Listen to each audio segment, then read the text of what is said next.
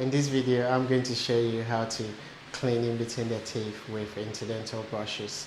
You can have them in different sizes, but your dentist or hygienist will guide you as to the correct size of brush you require. Place the brush in between the teeth. Gently ease it in. Then push on one side, move it back and forth. Push on the other side, move it back and forth. Rinse the brush or you can wipe it and do the same for the next one. Back and forth one side, back and forth on the other side. Take the brush out, rinse or wipe and do the same for the next guy.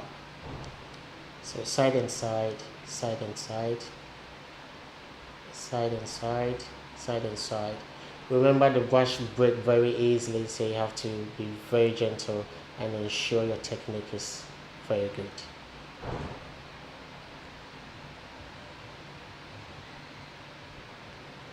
So side and side, side and side.